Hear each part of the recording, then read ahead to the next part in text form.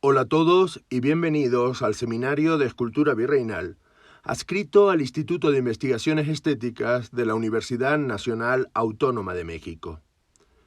Como adelantábamos en un vídeo anterior de esta sección, Diálogos sobre Escultura, hoy les presentamos la segunda de las entrevistas que recientemente le realizamos y agradecemos al doctor Manuel Arias, subdirector del Museo Nacional de Escultura de España en Valladolid. Toca ahora dar lugar a la exposición Nuevas Obras, Distintas Miradas, que ocupa el Rincón Rojo.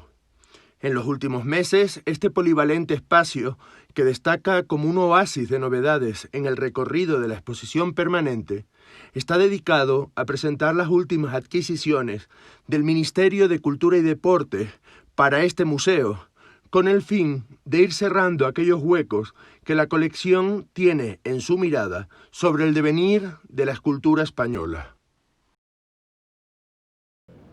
Bueno, pues la exposición que ahora mismo tenemos en el Rincón Rojo se llama, como pueden ver en el título, Nuevas Obras, Distintas Miradas, y refleja las adquisiciones que se han hecho en el museo, especialmente en el último año, en el año 2019, pero se ha incorporado otra más que se había hecho en años anteriores. Y sobre todo se refieren a un ámbito muy concreto, que es el mundo de la escultura del sur, tanto de Murcia como de Andalucía, incluso incluyendo en ese grupo a Madrid, por decirlo de alguna manera, porque la obra de la Roldana va a caballo entre lo que se hacía, lo que hizo en Andalucía y lo que hizo posteriormente en Madrid. El objetivo de reunir todas estas piezas es mostrar al público cómo el museo va creciendo, rellenando esos espacios que tiene sin cubrir, pues con autores diferentes, con materiales distintos y con obras en un proceso diferente, no solamente en su estadio final, sino también en el proceso inicial o en el boceto, ¿no? Y de hecho hay dos piezas dentro de este grupo que cumplen esas características, ¿no?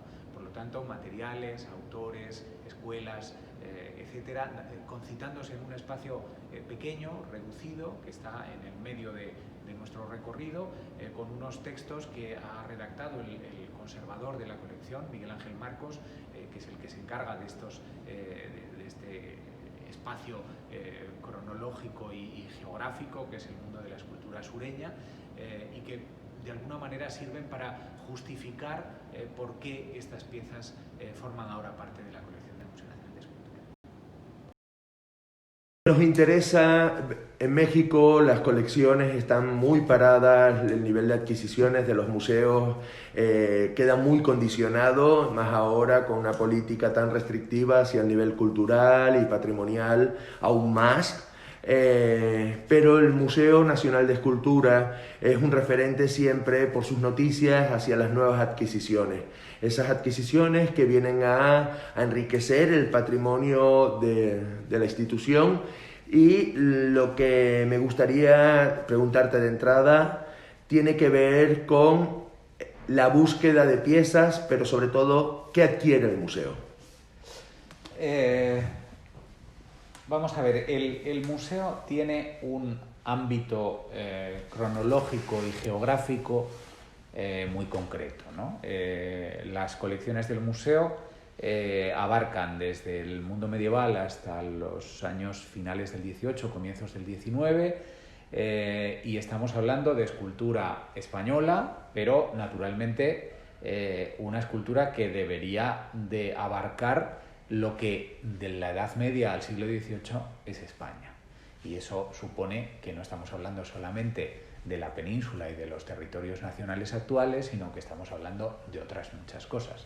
Estaríamos hablando de la escultura napolitana, de la guatemalteca o de la flamenca, ¿no? Es decir, por lo tanto, hay unos ámbitos muy concretos, tanto geográficos como cronológicos, que son los que condicionan las adquisiciones.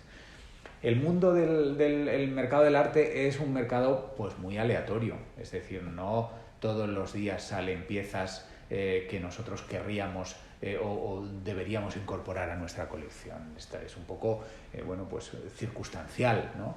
Sí sucede que en el caso español hay una legislación que favorece la adquisición, porque el Estado tiene derecho preferente para la compra de obras cuando se solicita permiso de exportación que van a salir fuera de España. Bueno, pues por ese mismo precio el Estado puede adquirirlas, ¿no? Entonces, eso favorece que, bueno, pues con una labor de búsqueda, como tú dices, con una labor de investigación también fuera de los muros del propio museo, pues en el mercado del arte, en el coleccionismo, en los particulares, etcétera, puedan irse incorporando piezas que vayan rellenando los huecos que tiene la colección, ¿no? Para intentar ofrecer esa panorámica sobre lo que fue la escultura española en esos ámbitos concretos. Y bueno, vamos en relación con lo que has planteado de entrada, el concepto de museo nacional, de escultura nacional. ¿No es deficiente el museo en las adquisiciones de plantear otras geografías propiamente españolas de la España actual? Tenemos alguna obra casi anecdótica, gallega, pero la realidad es que la España actual empieza en el sur, nos vamos a la Isla del Hierro y en el norte acaba en Cataluña, ¿no? En el Pirineo. ¿No es deficiente el museo en representar esa escultura?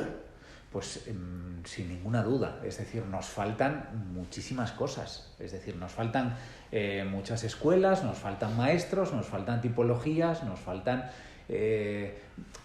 Hay que ser muy conscientes que el museo nace en el siglo XIX como Museo Provincial de Bellas Artes, producto de la desamortización, con una colección circunscrita a nuestro entorno geográfico más próximo, es decir, a lo que estaba en Valladolid y en su entorno provincial, ¿no? Por lo tanto, el origen es un origen de escultura castellana, ¿eh?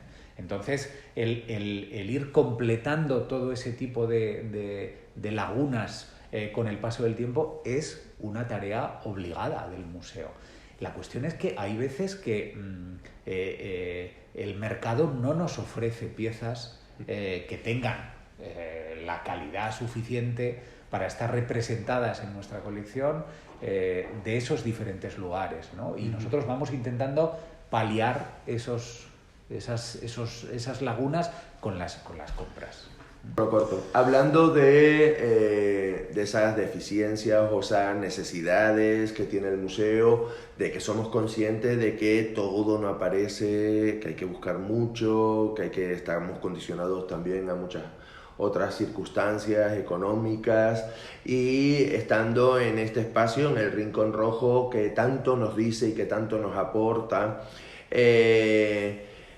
me interesa cómo la recepción de estas piezas se integran en la colección permanente. Hablaremos ahora de la actual, de las últimas adquisiciones, donde se han entremezclado otras piezas, todas verdaderamente de un nivel excepcional, pero me interesa la inserción de formas de ver. Hablábamos de historia de la escultura, en una entrevista anterior hablábamos de los intereses sobre esa escultura, y creo que una llamada de atención o un tirado de orejas se los ha dado el público con la exposición El Almacén, y la preferencia del público por una obra que podía pasar muy desapercibida, que es una Dolorosa, de candelero, desvestida. ¿No falta también eso? En este rincón no deberíamos potenciar esto. ¿No falta eso también en la colección? Sí, en la colección, en el discurso actual de la colección. Sí, quizás, es decir, hay muchos aspectos. El tema, por ejemplo, al que tú aludes de la escultura de vestir es un tema pues que no solamente es que falte en el Museo Nacional de Escultura, es que falta casi en la historiografía española. Hay que ir a Italia para ver trabajos sobre escultura de vestir, donde en la Universidad de Pisa se está trabajando sobre ese tema desde hace ya unos cuantos años y parece mentira, ¿no? Aquí hemos sido muy destructivos con ese patrimonio, se ha considerado un poco de segunda, se ha hablado de, casi más desde el ámbito de la antropología que desde el ámbito de la historia del arte, ¿no? Y sin embargo, pues eso, todo lo que tiene que ver con los textiles y todo lo que tiene que ver con ese mundo tiene un interés especial, porque también ahí sucede que se pierden los límites entre unas cosas y las otras, ¿no? Donde se mezclan las disciplinas, donde pues efectivamente todo ese tipo de cosas deberían incorporarse al museo. El público se las está reclamando al ser elegida como la pieza más que querían salvar, ¿no? Con ese juego tan ingenioso, ¿no? Sí, sí. Le comento al público, es la propuesta desde el museo de liberar una de esas piezas del almacén donde se conserva. Entendemos que los espacios no dan para más, también es muy complicado poner todas las obras, es imposible, pero el público ha salvado, entre comillas, ha salvado una obra que es un tirón de orejas, y es un tirón de orejas también desde no solamente el público, que el público, me resultó tremendamente interesante que el público eligiera esta obra, porque hay esos discursos, pero esos discursos, como bien dices, no están en la plástica española. Sabemos que hay colegas, David Triguero está trabajando desde Sevilla en la escultura de vestir, Lorenzo Alonso ha promulgado muchas veces ese sentir de la escultura, o sea, la dificultad del escultor a la hora de entender los conceptos y de llevarlo todo a la cara, a la disposición de los brazos, y eso nos está hablando también de un interés quizás radial en el panorama escultórico de la investigación en España, pero que el museo tiene que hacer esos ejercicios de entrar, de reclamarse. Igual que yo en esta misma ciudad he recibido comentarios como que es muy interesante ver cómo los Cristos americanos son Cristos feos, pero que tuvieron mucho éxito, o sea, feos de vestir. ¿No va siendo hora que en espacios como en el que nos encontramos y en el museo rompamos esos tópicos? Sí, yo creo que precisamente el objetivo de este espacio es ese. O sea, el objetivo de este espacio es ir, pues eso, lo mismo que se presenta una restauración o que se presenta una nueva adquisición, que se presenten también otros materiales, o que se presenten... Bueno, hemos jugado también hace un tiempo, presentábamos por la compra de una plancha de una virgen de carnicero, de la que se hizo la estampa, también para hablar de la difusión de la escultura a través de la estampa, ¿no? Es decir, que no quede la escultura circunscrita al hecho material de la talla, sino que se puede leer desde muchos aspectos, ¿no? Y el asunto de los materiales es un asunto que cada vez nos interesa más. Sigamos en este rincón y sigamos en un espacio tan íntimo como lo que se busca en él, pero también lo que está ofreciendo. Nos encontramos frente a piezas de la Roldana, y eso me hace recordar otras piezas de la misma escultora, o posible de ella, o de su contexto, que es la cabalgata. La cabalgata fue expuesta. ¿Estas nuevas obras tienen lugar en el discurso actual del museo? Sí. De las piezas que nos estamos encontrando delante, ¿qué piezas deben colocarse? Sí, es decir, yo creo que el objetivo, por ejemplo, de las que tenemos actualmente en el Rincón Rojo como últimas adquisiciones, todas esas piezas van a salir a la colección permanente, o sea, van a estar expuestas permanentemente antes o después. Hay algunas que tienen que pasar el proceso de restauración, y sucede lo mismo con la cabalgata. Es decir, ahora mismo tenemos expuestas permanentemente algunas piezas de la cabalgata, y las otras no están expuestas porque están en proceso de restauración. Pero O sea, yo creo que el Rincón Rojo es como una estación de paso, ¿no? Donde de alguna forma se dan a conocer esas piezas, luego sufrirían como un periodo de reflexión, por decirlo de alguna manera. Unas se restauran, otras se estudian de una manera más pormenorizada y después terminan encontrando su acomodo en la colección permanente.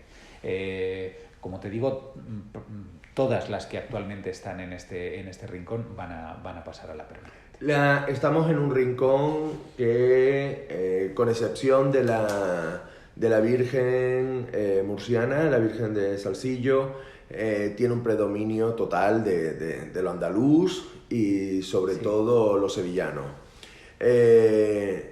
¿Está la colección del museo con estas nuevas adquisiciones cerrando las necesidades de ese ámbito andaluz?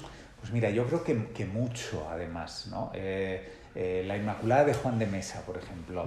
Es decir, para nosotros incorporar ese tipo de pieza desde todos los puntos de vista, desde la iconografía, desde la autoría, desde el hecho de que se trate de una pieza repolicromada en el 18. Para nosotros eso es un plus a la hora de... Otras historias que contar. Otras historias que contar, ¿no? Nosotros no buscamos que la pieza...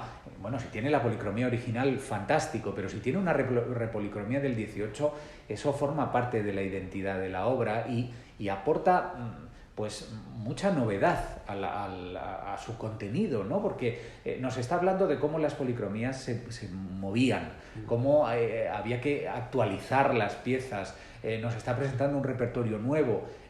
Bueno, eso en ese caso, pero por ejemplo, si hablamos de la Inmaculada de Pedro de Mena, claro, la Inmaculada de Pedro de Mena, firmada con el escudo del obispo Salizanes, vinculada con sus referencias historiográficas, es decir, para nosotros esa pieza es otra pieza absolutamente fundamental, además de lo polimatérico, ¿no? Porque es una pieza que tiene 20.000 cosas diferentes, que en ese aspecto de los materiales pues incorpora muchísimas novedades. Y en el caso de la Roldana, no solamente el grupo que es uno de los tradicionales grupos de la Roldana, que en el museo no estaba, ¿no? En el Museo Nacional de Escultura no teníamos uno de los grupos habituales de la Roldana, pero es que junto a eso el relieve de la Virgen de Atocha, que está sin policromar y que está en barro en su color, a nosotros nos aporta tanto como si estuviera policromado, porque nos está hablando de una pieza en proceso de fabricación,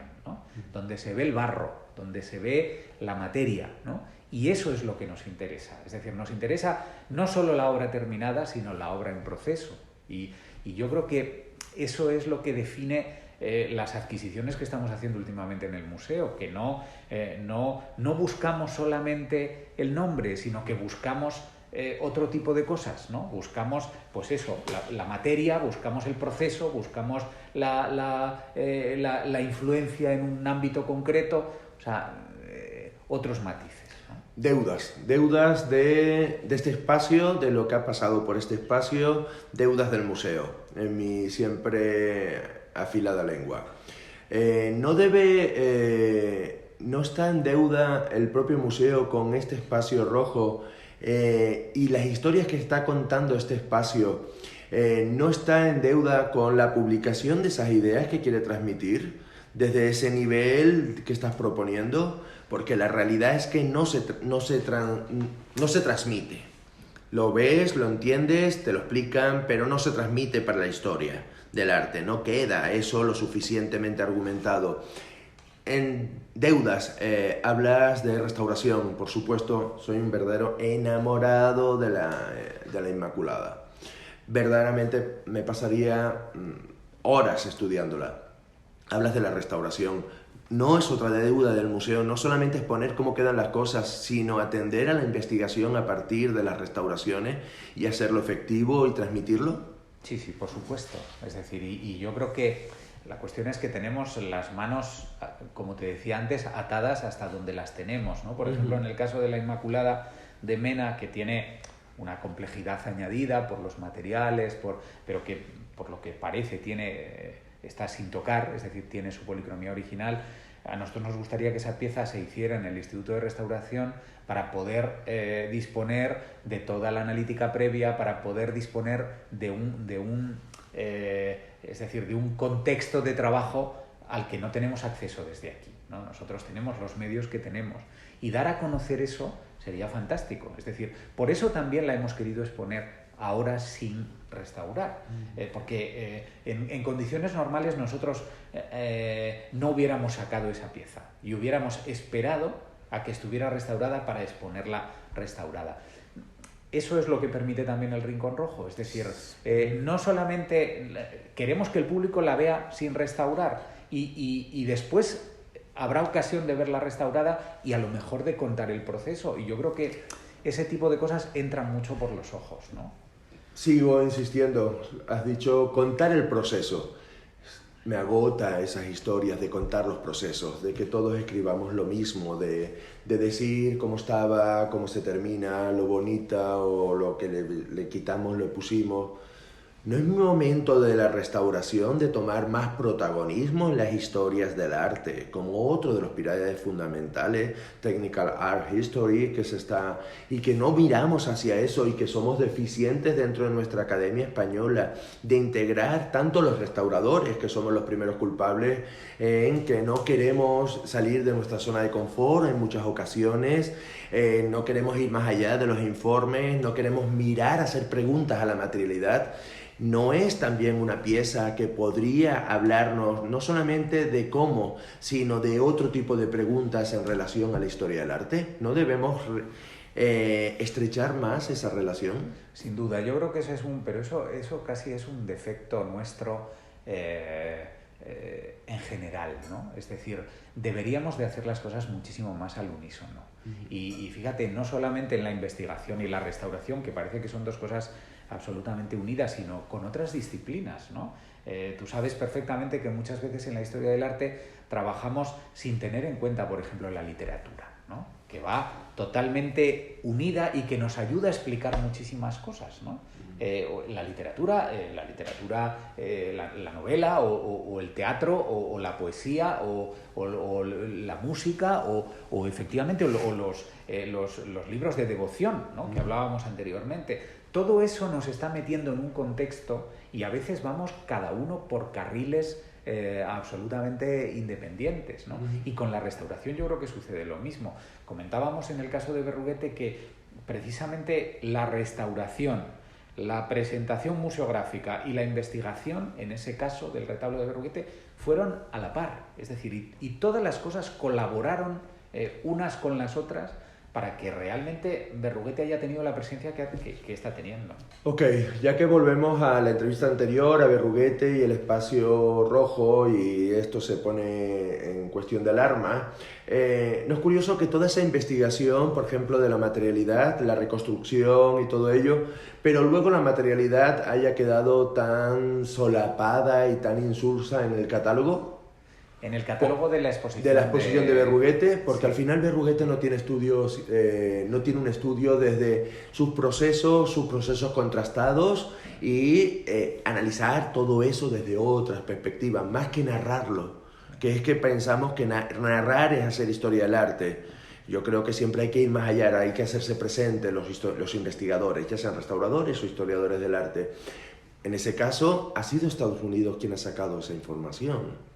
Sí. ¿No es el lugar, este rincón no es ese lugar para hacer esas propuestas? Sí, es decir, yo creo que el Rincón Rojo es un espacio muy abierto, o sea, y es un espacio que da juego para plantear las opciones que se quieran, ¿no? Precisamente ese es el objetivo de ese espacio, que está dentro del recorrido del museo, que no plantea el tener que abrir una sala aparte, sino que es decir, que te lo encuentras, ¿no? Que te lo encuentras y que es como una especie de balón de oxígeno cuando tú estás circulando por la colección. Ese es el lugar de plantear todas esas cosas. Hablábamos de la Inmaculada de Mena. Venimos de la exposición de Mena, de las exposiciones de Mena del año pasado, de la exposición de Málaga, de la exposición de Granada, donde se habla de la materialidad de Pedro de Mena, pero la realidad es que son descripciones. Aún Siento el comentario, no, bueno, no lo siento. Muy deficiente el análisis, por ejemplo, de Montañés, otra gran decepción en mi vida expositiva de las esculturas. Pero, ¿se puede solventar eso con el Rincón Rojo? ¿Se debe? Hombre, quizás... ¿Está por la labor el museo? Sí, yo creo que quizás el Rincón Rojo está para cuestiones a lo mejor muy puntuales, ¿no? Esto que tú planteas es cuestión de una política expositiva de más calado, ¿no? Pero son esas narraciones. Sí, yo creo que al final, lo que tenemos que tener claro, y a mí me parece que es lo que deberíamos tener claro, es que las exposiciones siempre deben ser la conclusión a un proceso de investigación, ¿no? Es decir, que la exposición tiene que llevar detrás, tiene que tener un esqueleto y tiene que estar armada, que tú no puedes simplemente sacar objetos y agruparlos uno detrás de otro, sino que eso tiene que responder porque si queremos construir historia del arte y si queremos construir teorías y avanzar en la investigación, lo que tenemos es que hacer ese trabajo, es decir, no podemos acumular objetos por ser más o menos hermosos o por tener una u otra familiaridad, sino que lo que tenemos es que hacer un trabajo que responda a un estudio previo, y yo creo que de esa manera las cosas funcionarán de otra forma. Hablemos de deseos. Hemos sido muy críticos, vamos a suavizar el color, vámonos hacia un ámbar, en busca del verde. ¿Qué le gustaría a Manuel Arias? ¿Cuál sería su deseo? Sin romper fachadas, sin romper... ¿Qué llegara a este Rincón Rojo? Hombre, yo creo... me pillas muy desarmado, ¿no? Pero yo creo que el espacio, ese espacio tiene que ser un espacio muy abierto. Yo creo que es muy difícil... hasta ahora, como lo hemos estado tratando, ha sido de una manera un poco aleatoria, ¿no? Se restauró los relieves del retablo de Santiago y se expusieron. Se adquirió la plancha del grabado de Carnicero y se expuso dentro de un contexto muy determinado. Se trajo la escultura de Guglielmo de la Porta de Málaga y se colocó ahí, se contó su historia. Es decir, el Rincón Rojo va llevando como una marcha cotidiana, ¿no? Eso también lo hace más atractivo. Eso también lo hace más atractivo, ¿no? No es algo preparado, ¿no? Sino que es algo que, bueno, pues sobre la marcha también eso le da como más frescura, ¿no? Ahora en las últimas adquisiciones estamos pensando qué podemos hacer después, ¿no? Es algo que lo que sí queremos es que lo que salga pues con enjundia, ¿no? Que salga con fundamento y que lo que se le muestre al público en ese guiño que se hace en el recorrido de la exposición permanente tenga cimiento. Muchísimas gracias. Muchas gracias a ti.